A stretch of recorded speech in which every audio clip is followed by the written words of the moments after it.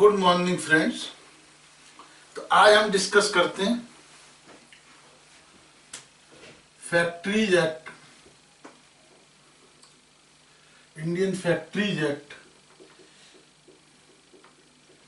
1948।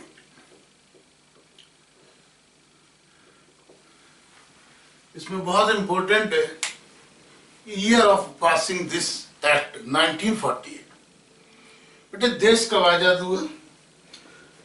देश आजाद हुआ 15 अगस्त 15 अगस्त 1947 को हमें इंडिपेंडेंस मिली। देश आजाद हुआ, सारे जहां से अच्छा हिंदुस्तान, हर गली हर कोने में गाया गया कि अब हम आजाद हैं, अब करेंगे खुलकर व्यापार, अब होंगी हर वर्कर ने, हर लेबर ने, हर जनता के हर नुमाइंदे ने गाना गाया।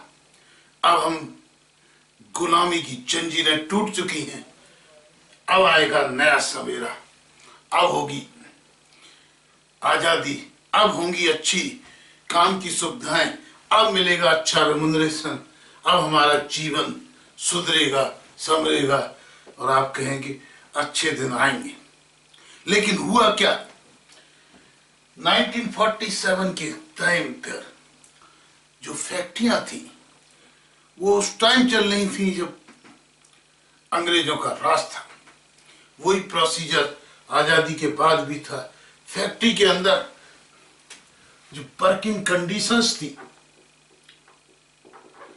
वर्किंग कंडीशंस, आवर्स और वर्कर्स, ये सब बहुत बुरी हालत में थे। वर्कर्स में चिल्ड्रन भी थे,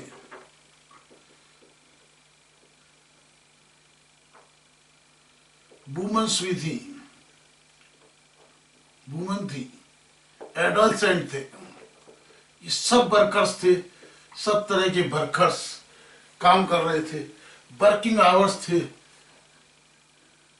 no system of holiday, proper holiday का कोई सिस्टम नहीं था। Not proper working hours, no overtime, no medical leave, no paid medical leave.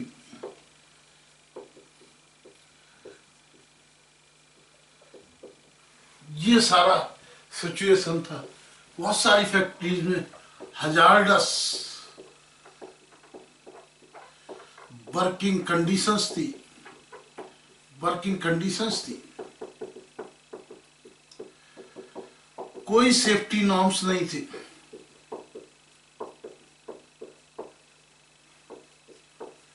कोई सैनिटेशन नहीं था,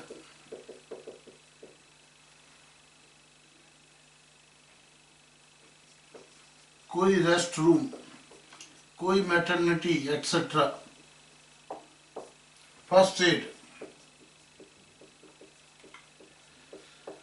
ये सारी जो व्यवस्था है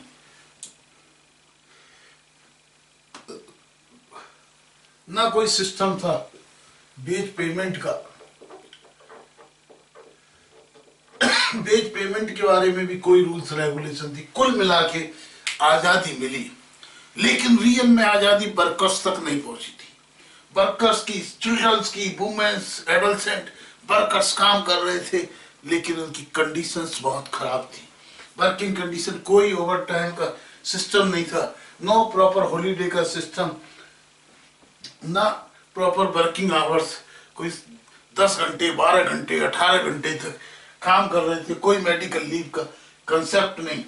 हजारडस वर्किंग कंडीशंस थी, सेफ्टी नॉर्म्स कुछ थे नहीं, सैनिटेशन, शौचालय तो आज भी अभी नरेंद्र मोदी जी ने शौचालय का नारा लगाया हुआ है, स्वच्छ भारत शौचालय। ये सभी कुछ 1 साल 1 ईयर नरेंद्र मोदी जी के कार्यकाल को हुए हैं और काफी इन सब चीजों पे, शौचालय पे, सफाई पे बात हो रही है। उस समय भी आजादी के बाद में ऐसा हुआ कि प्रधानमंत्री जवाहरलाल नेहरू ने क्या कहा आजादी के तुरंत बाद, क्या कि ये जो पब्लिक इंस्टीट्यूशंस हैं, ये फैक्ट्रियां हैं, they will work like temple in the modern India.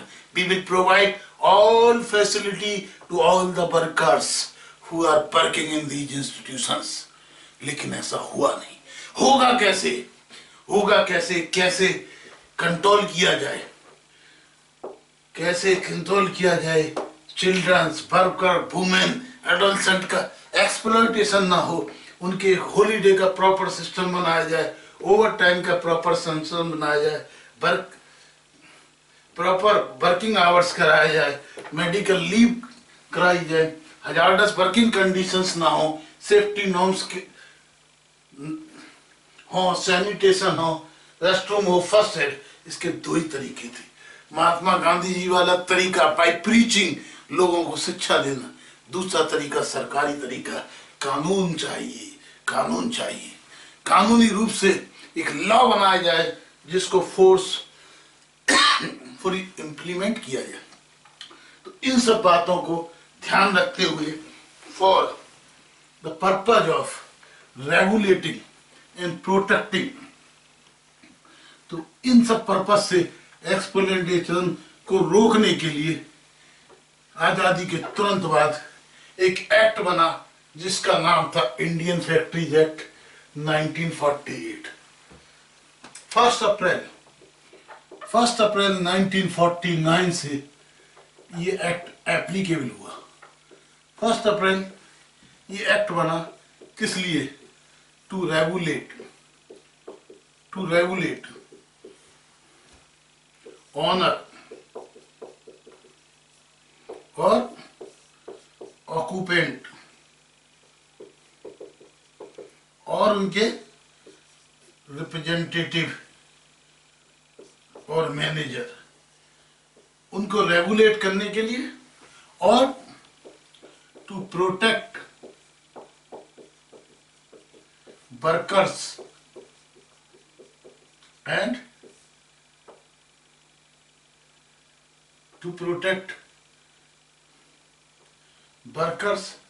And to improve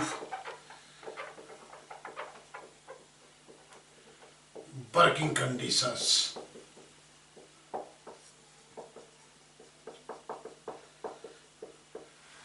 तो 1 अप्रैल 1949 से एक्ट आया, इंडियन फैक्ट्रीज एक्ट 1949। इस एक्ट का एम क्या था? एम ये था कि जो वर्कर्स, बच्चे जो वर्कर्स के रूप में काम कर रहे हैं, लेडीज जो वर्कर्स के रूप में काम कर रहे हैं, और भी जो वर्कर्स काम कर रहे हैं, उनको प्रॉपर उनकी वर्किंग आवर्स, उनके ओवर टाइम, उनकी हॉलीडे, उनकी मेडिकल लीव, वुमेन्स की मैटरनिटी लीव से रिलेटेड रूल्स बनाए जाएं, रेगुलेशंस बनाए जाएं, सैनिटेशन से रिलेटेड रूल्स बनाए जाएं, हजार्डस कंडीशन से रिलेटेड रूल्स बनाए जाएं, सेफ्टी नॉर्म्स बनाए जाएं, सैनिटेशन नॉर्म्स बनाए जाएं, जिससे कि फैक्ट्री के माहौल को बदला जा सके, उसके वातावरण को बदला जा सके, वर्कर्स की कंडीशंस को इंप्रूव किया जा सके और वर्कर्स को प्रोटेक्ट किया जा सके। और साथ ही साथ इन सब कामों को करने के लिए जो वर्क फैक्ट्री के ओनर हैं या उसके जो भी ऑक्यूपायर हैं या जिस उनके व्याप पे कोई भी मैनेजर या रिप्रेजेंटेटिव जो काम कर रहा है, उनको रेगुलेट किया जा सके, उन्हें कंट्रोल किया जा सके। तो उनके लिए एक एक चीजों के लिए प्रॉपर रूल्स बनाए जा सके, रेगुलेशंस बनाए जा सके जो मैंडेटरी हो, जिनको फॉलो करें ऑनर्स, जिससे फायदा हो वर्कर्स को। तभी सही मायने में वो गा सकेंगे कि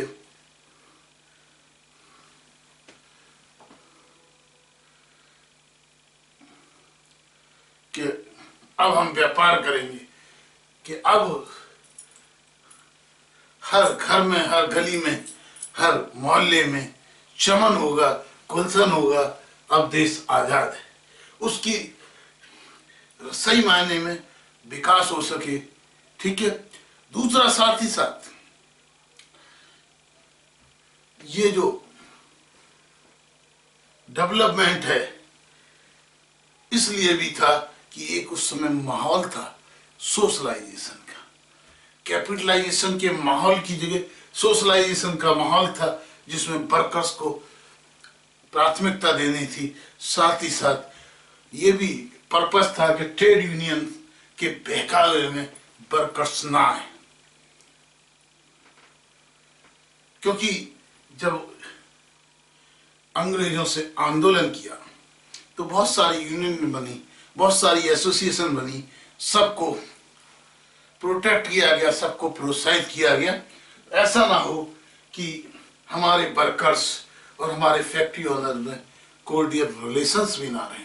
तो इन सब पर्पज को ध्यान में रखते हुए basically to regulate owners, protect और to improve the working conditions, ये बनाया गया इंडियन फैक्ट्रीज एक्ट 1940। तो ये मैंने आपको एक ओवरव्यू दिया। फिर हम शुरू करेंगे ब्रेक के बाद प्रॉपर आपको rules regulations about the Indian factories act 1940। Thank you very much.